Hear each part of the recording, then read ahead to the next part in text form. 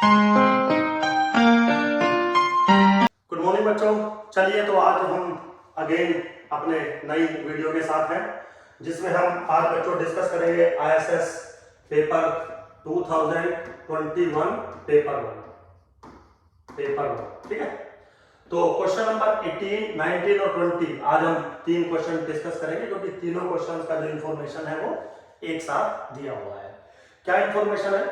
कह रहा है let xy follow the bivariate normal distribution with the joint density function k times e to the power minus 8 by 27 bracket x minus 7 का square minus 2 times x minus 7 y plus 5 plus 4 times y plus 5 का whole square. ऐसा एक question जो है हमें उसने दिया है।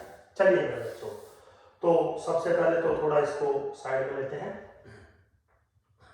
देखिए, अगर आप थोड़ा सा गौर से देखें, जो बाइवेरिएट का जो स्टैंडर्ड जो फॉर्मूलेशन होता है वो पहले मैं लिखता हूं f of x y which is 1 upon sigma 1 sigma 2 2 pi under the root of 1 minus rho square into e to the power minus 1 upon 2 1 minus rho square bracket x minus mu 1 का whole square by sigma x square या sigma 1 square plus y minus mu 2 का square by sigma y square minus 2 rho x minus mu 1 by sigma x into y minus mu 2 by sigma y।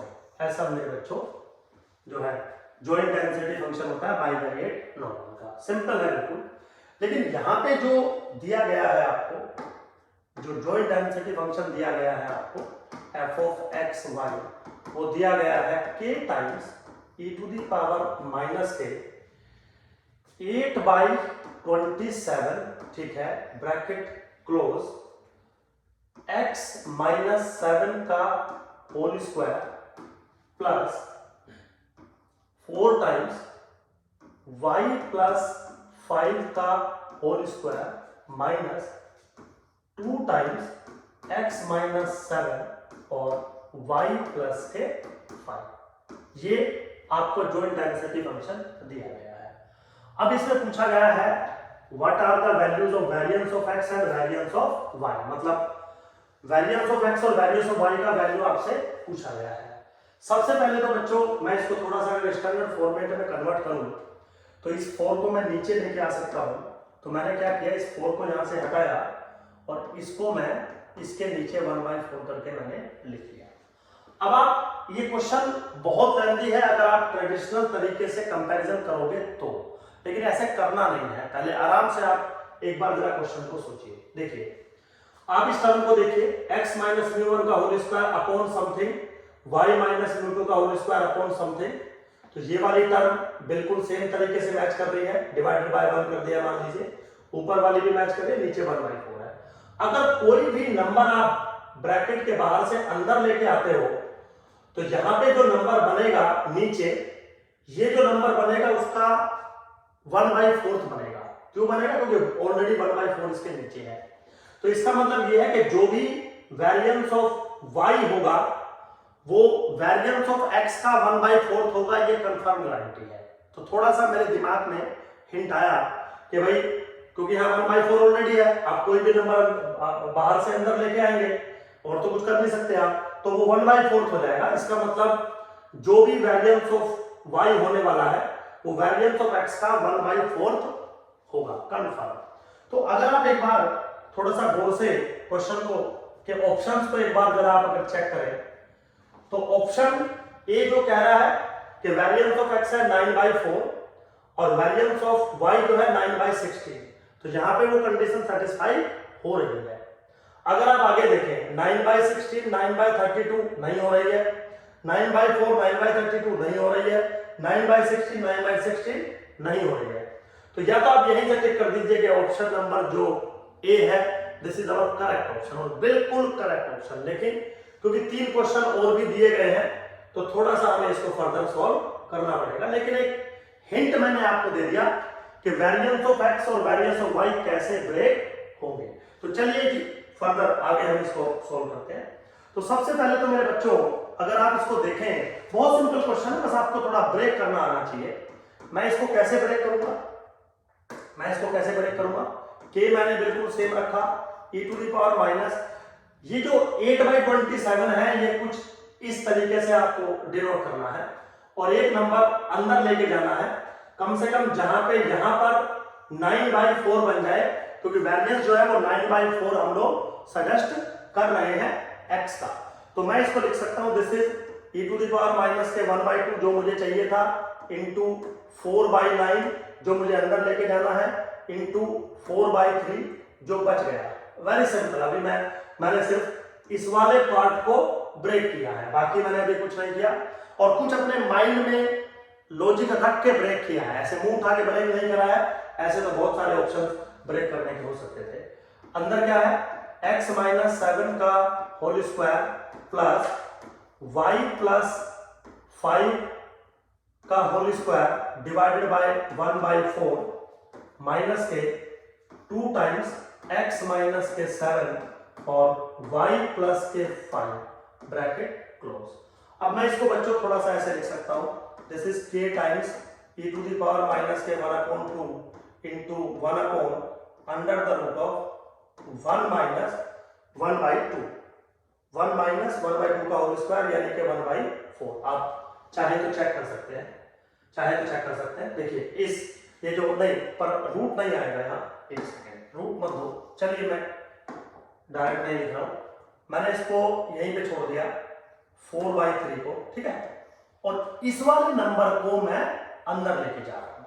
तो क्या मिलेगा मुझे, x minus 7 का whole square divided bye 9/4। इस चीज को समझ गए होंगे, डिवाइडेड बाय 9/4 क्यों हो जाएगा। नाउ प्लस y प्लस 5 का होल स्क्वायर डिवाइडेड बाय 9/16, क्योंकि 1/4 ऑलरेडी यहां पे है।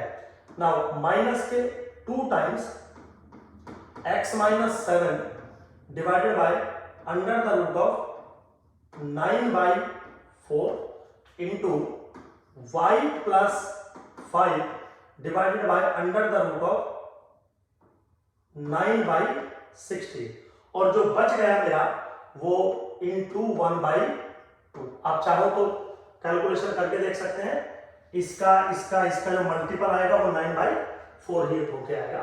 तो मैंने एक सिंपल सा एक्सप्रेशन बना दिया।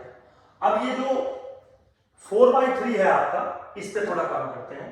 सबसे पहले तो मैं इसको लिख सकता हूं डिवाइडेड बाय, ये 1/2 का डिवाइडेड बाय है 3/4, और 3/4 को मैं कैसे लिख सकता हूं, 1 माइनस 1/4। तो कैसे लिख सकता हूं, this is e to the power minus के 1/2 1 माइनस 1/4। अब ये क्या हुआ, मैंने क्विकली इसको एक स्टैंडर्ड फॉर्मेट में कन्वर्ट कर दिया। तो यहां से मुझे 2-3 चीजें देखने को मिल रही हैं, जैसे वेरिएंस ऑफ x मुझे मिल गया मेरे बच्चों 9/4 के बराबर, वेरिएंस ऑफ y मुझे मिल गया मेरे बच्चों 9/16 के बराबर, और रो मुझे मिल गया 1/2 के बराबर। ठीक है, तो यहां से मुझे रो भी मिल गया, होता ना e to the power minus 1/2 1 minus rho square, तो रो की भी वैल्यू मुझे 1/2 के बराबर मिल गई। तो यहीं पे अगर हम, एक ऑप्शन तो मेरा हो गया, करेक्ट हो गया। जो ए ऑप्शन था कि भैया वेरिएंस है 9/4 और वेरिएंस ऑफ y है 9/16, रो की भी वैल्यू मिल गई। अब जो अगला क्वेश्चन है मेरे बच्चों इसी में, वो क्या है, what is the appropriate value of k, ये भी पूछा हुआ है। तो साथ के साथ उसको ले लेते हैं, पिछली कुछ वैल्यूज का इस्तेमाल कर लेता हूं।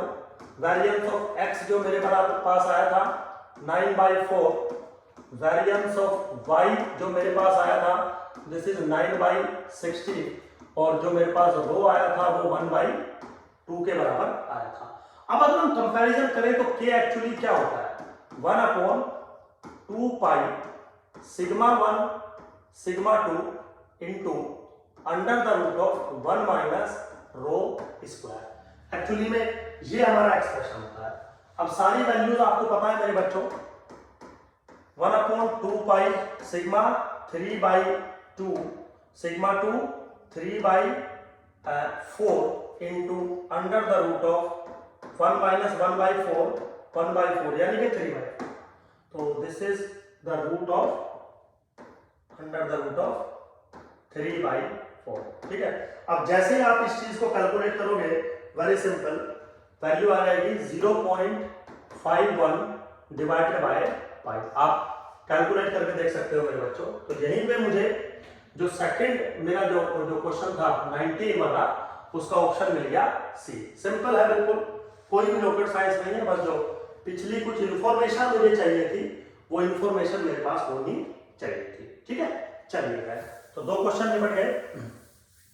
अब जो क्वेश्चन नंबर 20 है उस पे आते हैं। क्या कह रहा है, what is the line of regression of y on x। आपको y ऑन x लाइन बतानी है। तो ये चीज मैं पहले भी समझा चुका हूं कि अगर आपको चाहिए लाइन y ऑन x तो आप कैसे निकालते हो, y is equal to expectation of y given x। ठीक, ये आपका फॉर्मूलेशन होता है। But according to the previous discussion, y given x किसको फॉलो करता है मेरे बच्चों, नॉर्मल को फॉलो करता है with mean μ2 plus sigma 2 by sigma 1। Simple है बिल्कुल, rho times x minus μ1 comma sigma 2 square 1 minus rho square. ऐसा कुछ फॉर्मेट जो है हमारा बन गया होता है। तो यहां पे अगर हम देखें expectation of y given x किसके बराबर है, μ2 तो मुझे डेंसिटी फंक्शन से मिल जाएगा। μ2 तो मेरा क्लियर ही था, μ2 था माइनस के 5 के बराबर। μ2 मेरा था माइनस के 5 के बराबर। तो दिस इज माइनस के 5 प्लस ये किसके बराबर था, 3/4 डिवाइडेड बाय 3/2। रो किसके बराबर था, 1/2। और दिस इज x माइनस μ1 किसके बराबर था, μ1 था हमारा 7 के बराबर। ठीक है, तो अब अगर आप इस इक्वेशन को सॉल्व करेंगे मेरे बच्चों, तो y इज इक्वल टू मेरा बन के आ जाएगा 0.25 x माइनस के 6.75। आप कैलकुलेट करके देख लीजिए। तो y is equal to 0.25x minus के 6.75। ठीक है, तो मुझे एक ही ऑप्शन यहाँ पर दिख रहा है, वो है ऑप्शन नंबर बी। ठीक है, तो बिल्कुल सिंपल था मेरे बच्चों क्वेश्चन।